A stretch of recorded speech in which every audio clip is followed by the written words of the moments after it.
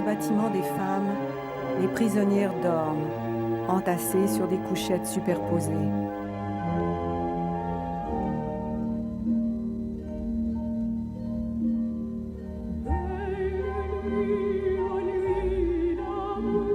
Dora, réveillée, se lève lentement. Elle marche vers la fenêtre entr'ouverte et l'ouvre complètement. Bouleversée, le regard perdu dans un rêve tragique, elle écoute. Des larmes emplissent ses beaux yeux sombres. De l'autre côté du camp, debout près du phonographe, Guido sourit pour ne pas pleurer.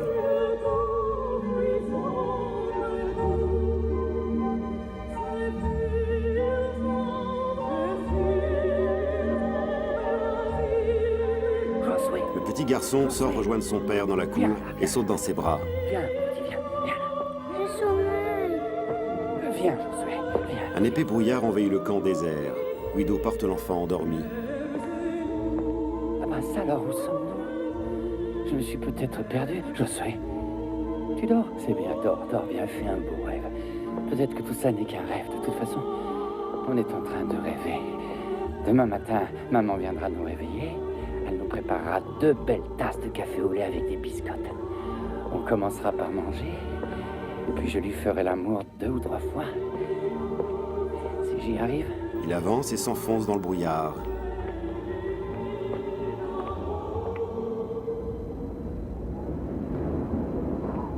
Horrifié, il s'arrête. Des centaines de corps sont entassés dans une fosse. Il recule d'épouvante devant ce charnier.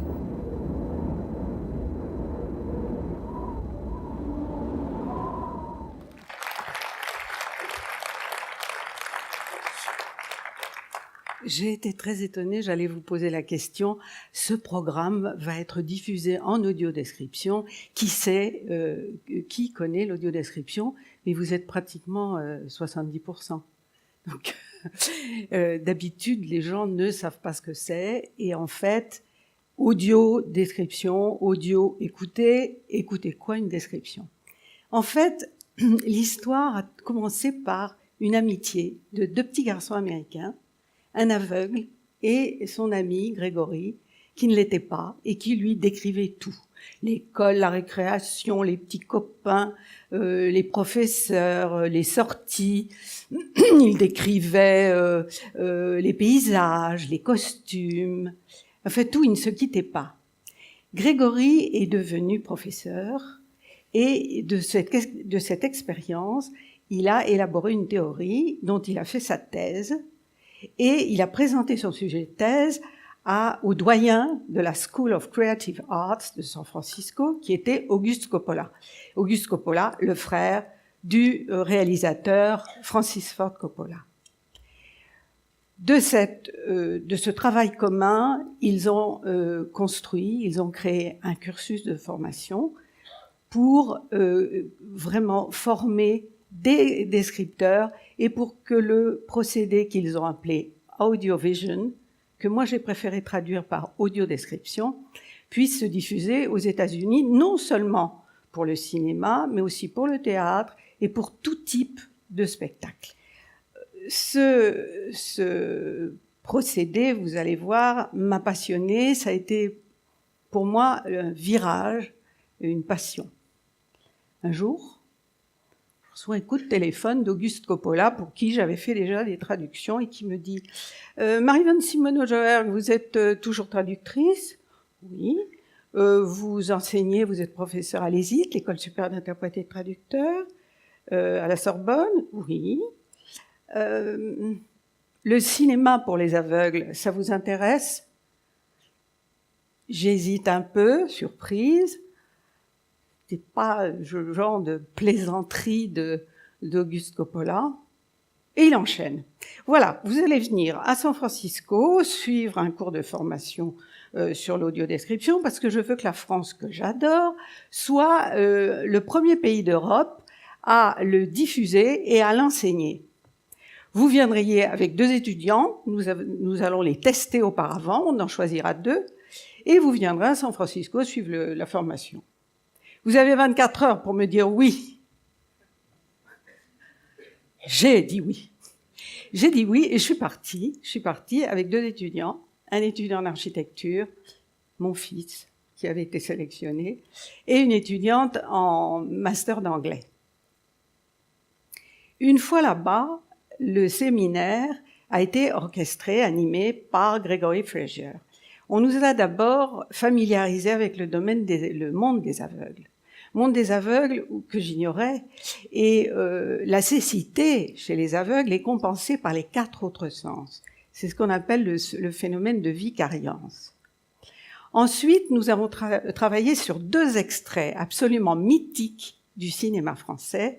L'extrait de la scène du mime des Enfants du Paradis, qui est totalement muette et qu'on ne peut pas comprendre quand on ne voit rien, et l'épilogue des Diaboliques de Georges Clouzot, qui est la fin, qui révèle le suspense absolument haletant du film. Dans Les Enfants du Paradis, il s'agissait de décrire le vol de la montre Gousset. Vous devriez revoir ce film, d'ailleurs, c'est une merveille. Le vol de la montre Gousset par un pickpocket, et en le mimant, Baptiste, Jean-Louis Barrault, disculpe Garance, Arletty, qui était accusé du vol. Ces 2 extraits ont été présentés au Festival de Cannes en 1989, et l'audiodescription a reçu vraiment un accueil absolument enthousiaste. Le premier film que nous avons fait après, c'était Indiana Jones et la dernière croisade. Et ce film a aussi reçu un accueil enthousiaste comme les autres. Le relais a été assuré par l'association Valentin Haoui, qui a vraiment pris en charge la diffusion des premiers films et qui a joué un grand rôle dans le développement de ce procédé. En fait, le concept paraît simple au départ. Il faut décrire, c'est-à-dire verbaliser le message visuel. Alors décrire les actions, les expressions, décrire les costumes, les lieux, les décors, enfin tout ce qui n'est pas accessible par les dialogues, tout ce qui n'est pas dit par les dialogues. C'est difficile parce que c'est un travail sur la langue, avec beaucoup de précision, beaucoup de rigueur. J'y reviendrai plus tard. Nous allons faire une petite expérience. Fermez les yeux. Allez, fermez les yeux. Vous allez voir une scène de crime. Dans une ruelle obscure et déserte, 2 hommes se battent. L'un d'eux, le plus jeune, sort un couteau et le plonge dans le ventre de l'autre qui s'écroule. Les mains pleines de sang, il s'enfuit en courant. Vous avez entendu les mots-clés et ça a provoqué chez vous une représentation mentale. C'est ça, l'audiodescription. C'est une forme de traduction. Et vous allez me voir venir en tant que traductrice. Moi qui traduis de texte à texte, un texte en langue étrangère que j'interprète dans une autre langue, j'ai fait ce parallèle entre le message visuel, qui n'est pas verbal, et son interprétation dans un texte descriptif. Le descripteur, que j'ai appelé aussi traducteur d'images, est un passeur de sens. La méthode est très rigoureuse. Pourquoi elle est rigoureuse? Parce que on ne peut pas faire de l'amateurisme, on ne peut pas faire de l'improvisation.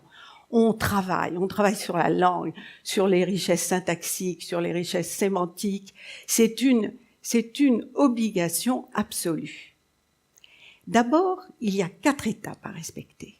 La première étape consiste à visionner le film pour s'en imprégner. Comme on dit en traduction, on se l'approprie. On se l'approprie pour comprendre l'esprit du film, le vouloir dire du réalisateur, quand on le rencontre, c'est encore bien mieux, pour identifier tous les personnages, pour hiérarchiser les éléments à décrire, il y en a qui sont importants, d'autres pas.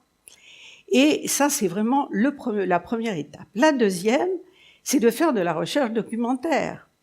Pourquoi la recherche documentaire? Parce que le mot doit être le mot juste. Le contexte historique, géographique, politique, social doit aussi être évoqué. Pour les termes, là, le lexique, par exemple, un revolver n'est pas un pistolet, une robe à panier n'est pas une robe à crinoline, de la soie, du brocart n'est pas du crêpe Georgette. Enfin, je caricature, mais il faut être exigeant sur la qualité du lexique. La troisième étape consiste à débusquer les implicites. Les réalisateurs adorent les implicites. Dans Un éléphant, ça trompe énormément, Annie Dupéré passe au-dessus d'une grille d'aération et sa robe se soulève exactement comme la robe de Marilyn Monroe dans 7 ans de réflexion. Ça, c'est le clin d'œil du réalisateur et c'est l'implicite qu'il va falloir évoquer comme on le peut et avec le discours approprié. Donc ça, c'est encore une des étapes. Et la dernière étape, c'est la musique.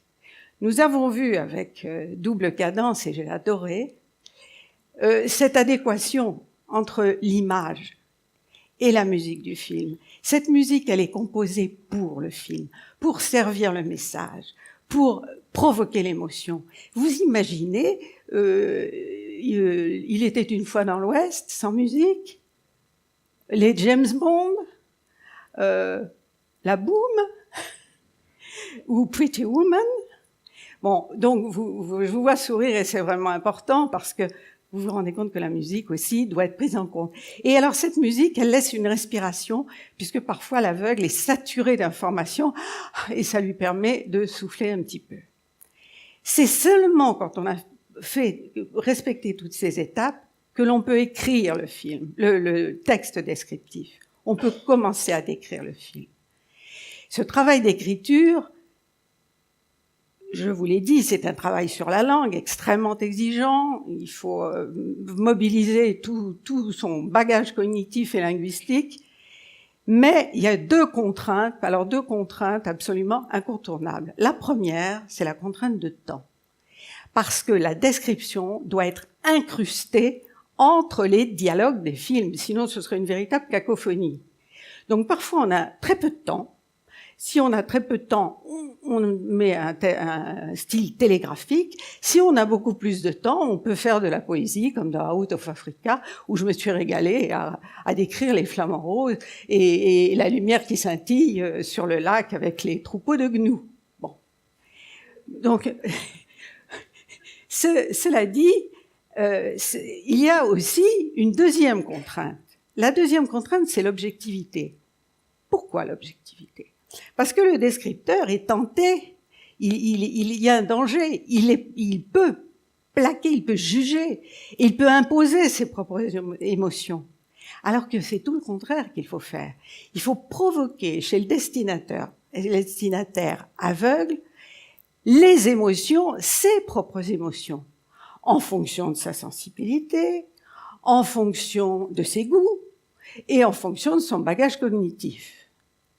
Bon, tout cela, vraiment, est passionnant. Vous voyez ma passion. Et je l'ai transmise à mes étudiants parce que il faut être formé pour être audiodescripteur. Il faut être formé, et j'ai eu la chance dans mon université de créer une formation d'audiodescripteur pour assurer la relève, et à Lyon 2 pour former aussi des audiodescripteurs et des guides aussi, des guides descripteurs dans une section qui s'appelait Sciences du langage, médiateur culturel. Voilà, parce que cette description, on peut tout décrire, donc on peut aussi l'appliquer pour les musées, pour les visites, pour les événements, pour tout, même le feu d'artifice, les feux d'artifice du 14 juillet, pourquoi pas. c'est plus difficile quand même. Voilà, donc cette formation, elle a débouché sur des descripteurs qui vont, j'espère, avoir du travail. Pourquoi ? Parce que la prise en compte du handicap visuel a obligé les chaînes de télévision à des quotas de programmes audio décrits. Les premières chaînes qui ont été partie prenante, c'est Arte et TF1. Et actuellement, vous avez tous, puisque vous avez entendu parler d'audiodescription, vous avez tous vu cette phrase, ce programme sera diffusé en audiodescription, et de plus en plus, ça s'est multiplié. Ma crainte, c'est que par souci d'économie, des budgets réduits, la qualité en souffre, qu'on puisse oser sacrifier à la qualité. C'est vraiment un grand danger et ce serait tout à fait dommage. Alors quand on pense que j'ai décrit, enfin nous avons décrit, mon fils et moi, 45 films plus des pièces de théâtre, je vais vous donner quelques exemples de difficultés après tout cela. D'abord, une des difficultés, ça a été dans La Folie des grandeurs, ou la scène du bain. Et la scène, les aveugles ont demandé de voir, parce qu'ils utilisent le mot voir, un film de De Funès, parce que tout le monde riait, et pas eux. Donc la scène du bain consistait à décrire le Blaze qui rentre l'extrémité d'une serviette de toilette dans une oreille pour la sortir dans l'autre, et faire coulisser la serviette, et on entendait zoom, zoom, zoom, zoom, sans comprendre. Ça, c'était pour vraiment le verbaliser, ça a été du travail. Deuxième extrait, dans Cyrano de Bergerac, un problème de niveau de langue. Cyrano veut voir Roxane tout seul et il veut écarter la dame de compagnie qui est très gourmande. Il lui met des gâteaux dans la boutique de Ragnaud, des gâteaux dans un cornet et il lui donne les gâteaux. Il lui offre les gâteaux. Non. Il lui remet les gâteaux. Il lui flanque les gâteaux. Et vous voyez l'adéquation du niveau de langue entre la fidélité du geste et le terme approprié, le terme qui a été choisi. Et il lui flanque, c'est vraiment ça, et on se met en situation. Une autre difficulté, c'est le cinquième élément, où la transformation de cette espèce de masse plastique dans une sorte de bloc opératoire a consisté à faire émerger une créature sublime, douée d'une force surnaturelle, et ça, je vous dis, c'est un temps infini. Un autre exemple que je voulais vous donner, c'est Out of Africa. Et Out of Africa, avec la musique de Mozart, et toute cette qualité de l'image, et ce déploiement, cette exubérance de la végétation, des animaux, et provoquer l'émotion. Et cette émotion, je vais vous donner une anecdote personnelle, c'est qu'en sortant de la projection, une aveugle m'a dit « Ah, madame, j'ai pleuré, c'était tellement beau. » Et là, on se dit « J'ai atteint mon but. » Donc, voilà, ce sont des expériences fantastiques que j'espère qu'ils vont continuer et perdurer et se développer de plus en plus parce qu'il y a beaucoup de travail. Et il y a beaucoup de travail à faire, surtout pour faire en sorte que les gens en prennent conscience et qui donnent l'argent nécessaire pour le faire. Et ça ne coûte pas cher du tout, une audiodescription. Dans un budget de film, c'est une goutte d'eau dans l'océan. Alors quand on pense, au début, à cette histoire de deux petits Américains qui sont inséparables, et vous les imaginez un soir installés dans le canapé, et l'un, Grégory, décrivant à l'autre « Le train sifflera 3 fois », le beau western, Eh bien, ça, vous voyez, ça, c'est fantastique. Et on est tenté de citer Saint-Exupéry, on ne voit bien qu'avec le cœur.